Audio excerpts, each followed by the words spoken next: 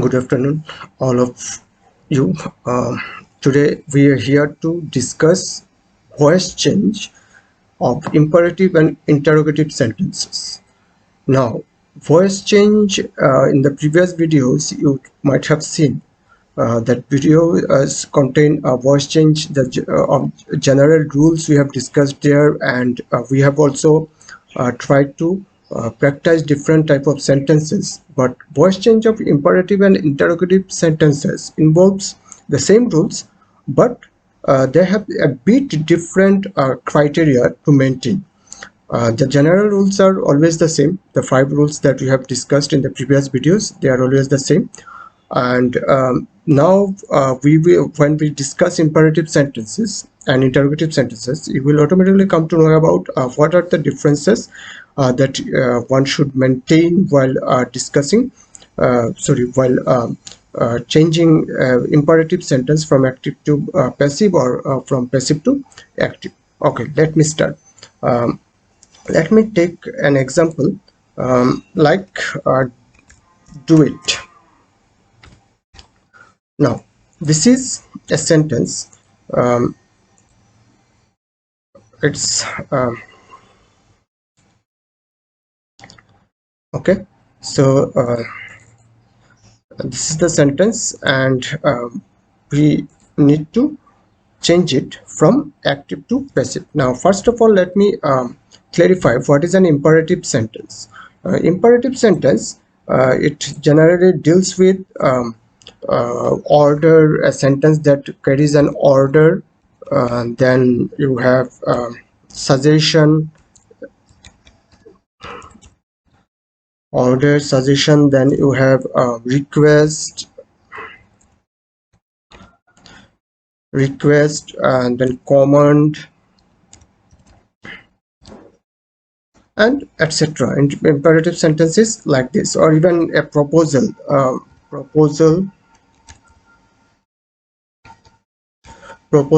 So all these sentences come under the category of um, imperative sentence.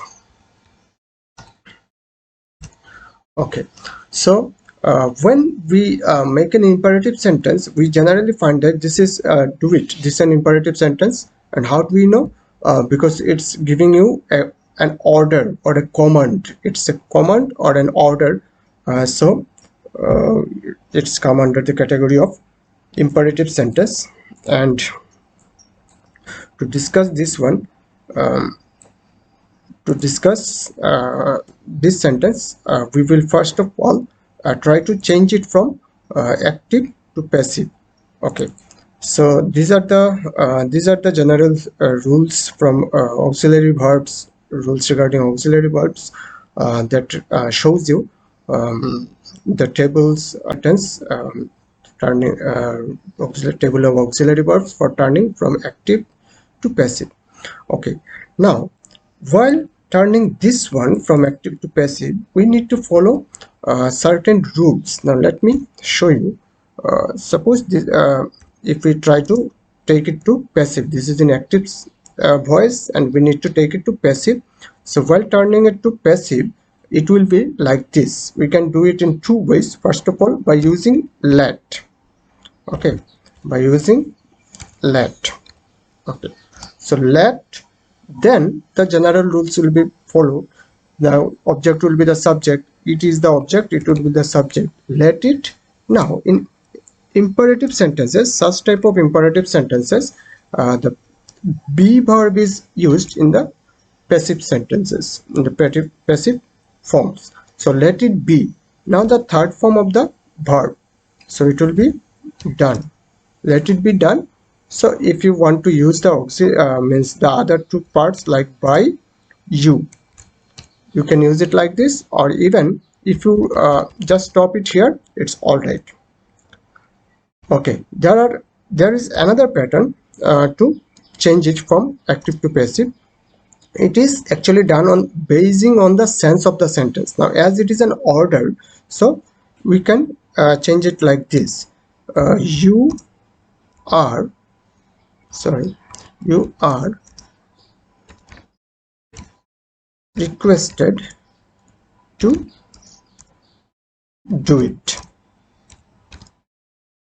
Okay, so this is another form of the passive voice of the same sentence, do it. So it can be changed in two style. One is do it, let it be done, and the other is you are requested. So you are requested, here is the voice change. Here is the voice change. It is in passive voice. So it is based on the sense of the sentence. You are requested to do it. Okay. Now let us take another example. Example number 2. Okay. Here comes example number 2. Bring him a chair. Now look, this is another imperative sentence. Bring him a chair. So it is in active voice and we need to take it to passive voice. It's a command or it's a request maybe. So if as the request marker please or something like is not shown here, so you have to take it as an order. Okay, so let me show you how to change it. Bring him a chair. The first word would be let. Now we have here two objects. One is him and the other is a chair. Him is the indirect object, a chair is the direct object. So we can here make any one of them as the subject, means the immediate subject. So let, if you use here a chair, let a chair, now the B verb, let a chair be brought, B-R-O-U-G-S-T, be brought for him. Okay, so this is one pattern by using let a chair be brought for him, or even we can change it like this: let him a chair be brought. Okay, so the sentence here we get let a chair be brought for him, the first one, and the next one let him a chair be brought. So this is the second one. Now if we are trying to use the other formula like this using the sense of the sentence, then we can write it like this: you are requested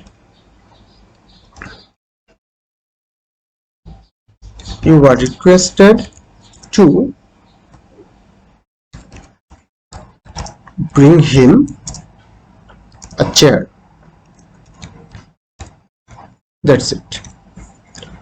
So there are two formulas. One is using let, and the other is by using the sense of the sentence. By using the sentence, you can change it like directly like this. Okay, let us take another example now. Example number 3. Tapan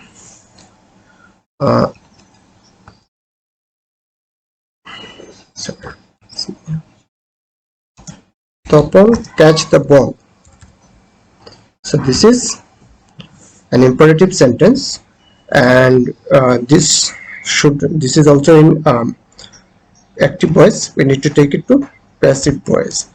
So how it will be taken to passive voice? Tapan catch the ball. So it will be let the ball, or you can write it like this: Tapan let the ball. Okay, let the ball be caught by Tapan. Let the ball be caught by Tapan, or even we can change it like this: Tapan, as it is in imperative form, it is an order. So Tapan let the ball be caught by you. Okay, or even we can do it in the other pattern like তখন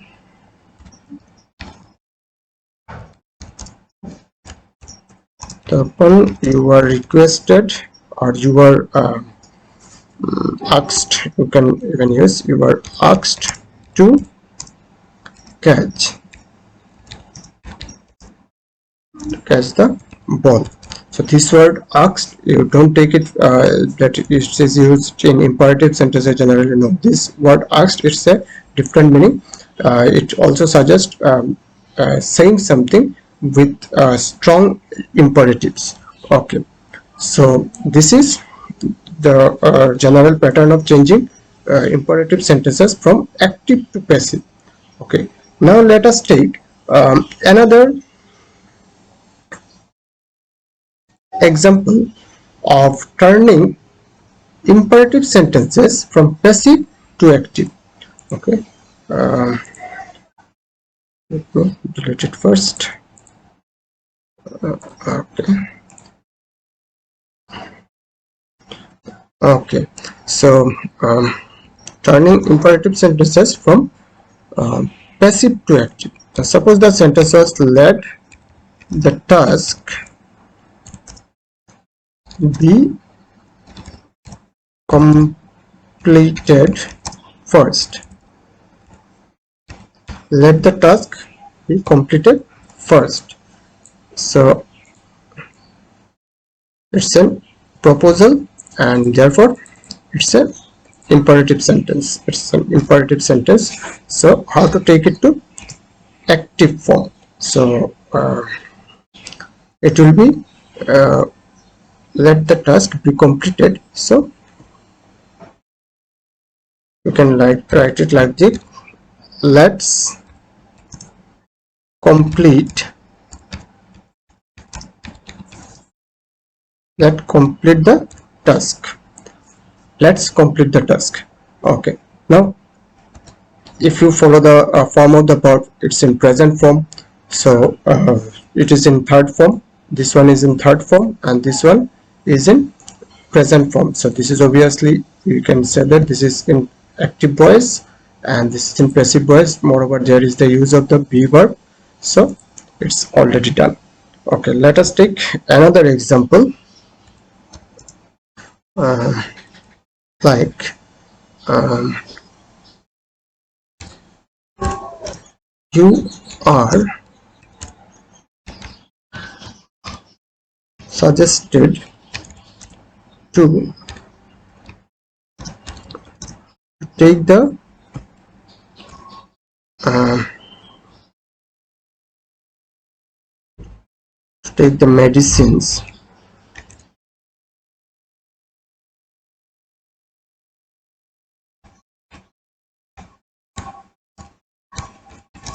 medicines regularly.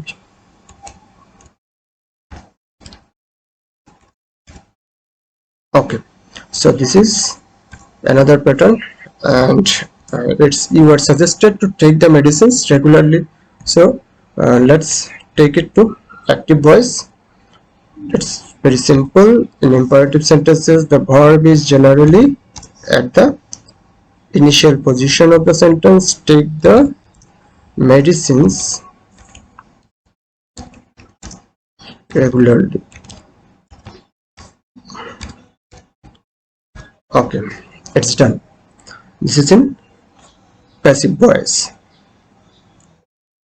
Okay, now let us move to the other category.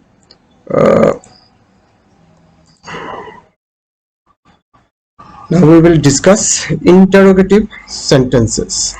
How to change interrogative sentences from active to passive voice. Now let us take an example.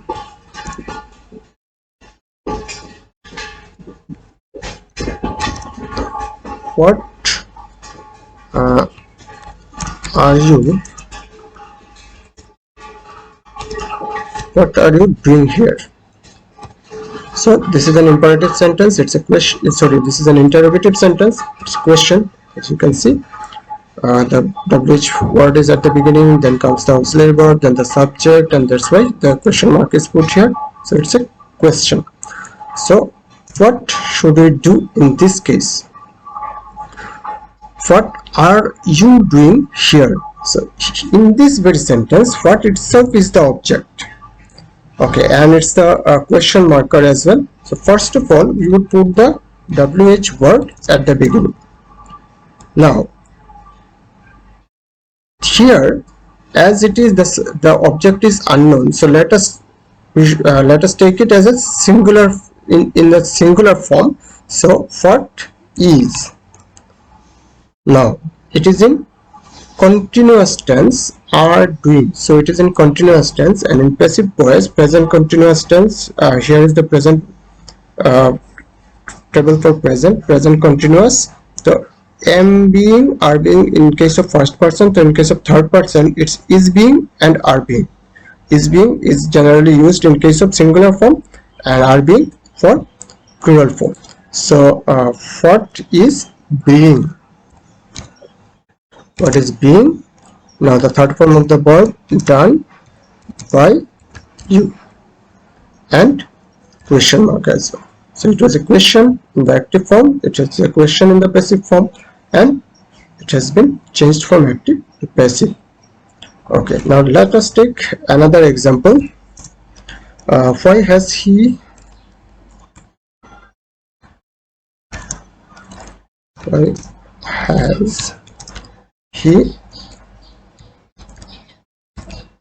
broken the glass? Now this is a question, and it should contain a question mark. It is again in passive, again in active voice. We need to take it to passive. Why has he broken the glass? So the WH marker is always at the WH word is always at the beginning, and as it is in perfect tense, has broken, it is in perfect tense. And let us take it the reason as a singular form. So why has, now the object, the glass. Why has the glass now has been? So this is, if you come here, perfect tense, third form, has been is the auxiliary verb. So why has the glass been?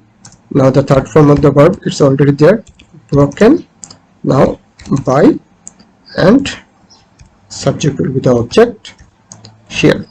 Why has the glass been broken by him? Okay, very good. Now let's go to another one. Yes, no question. Can you solve the sum? Question marker. Can you solve the sum? And we also need to take it to passive. It is inactive. So the question marker at the beginning. Now the object should be the subject. Can this, now in case of modal verbs, this one be again comes. Can the sum be solved? Solved by, subject should be the object, question marker. Can the sum be solved by you? Okay, now let us move to another one, number 4. When will he finish the painting? Okay, so this is another one. When will he finish the painting? Here, so in that case also, it is in active voice. We need to take it to passive.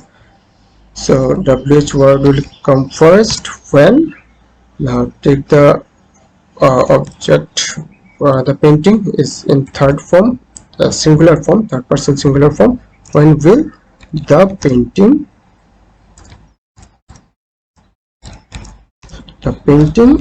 be finished? It should be finished by will he, so it will be him.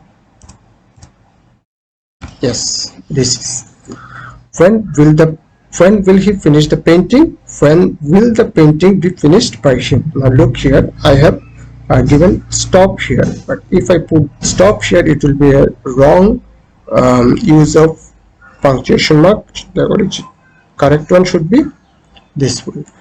Okay, so this is few examples of turning interrogative sentences from active to passive. Now let us take some examples to take them from passive to active. Passive to active. Okay. How was it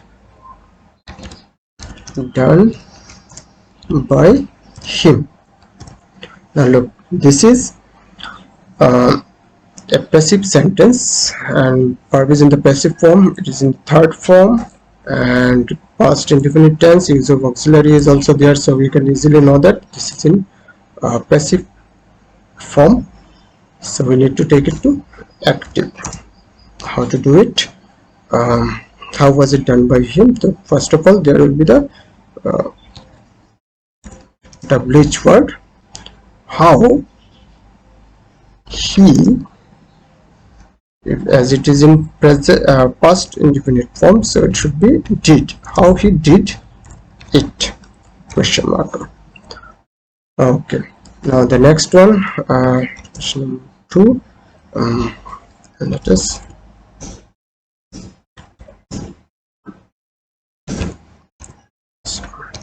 when could it be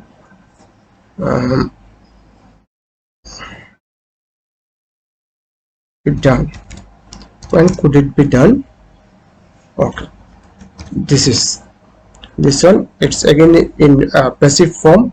This is the use of auxiliary verb. It is modal verb, so be is here and verb is in the third form. It's again in past indefinite tense, so we need to change it. First of all, WH word, when could it be done? When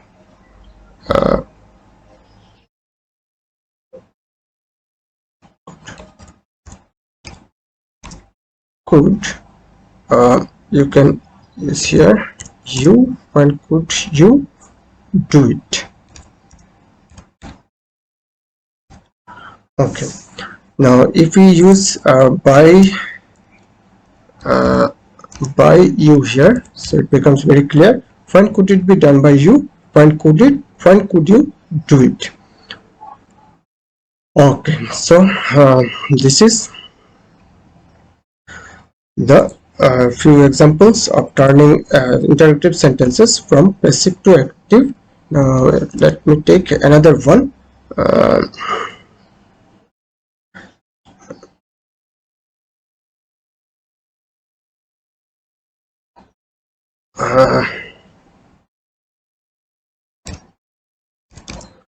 Will it be will it be eaten by the children? Okay, so this is the sentence, will it be eaten by the children. We need to take it from from passive to active, and this formula is the same. Will it be eaten by the children?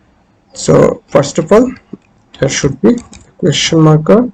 The will, the object should come first, changing into subject.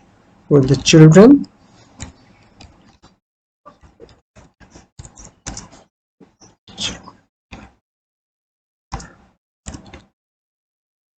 question mark. Okay, will it be eaten by the children? Will the children eat it? So very simple, and it's the same formula for turning it from passive to active. The while changing it from passive to active or active to passive, you just need to revise the formulas. That's it. Thank you very much, and if you find the video bit helpful, please subscribe the channel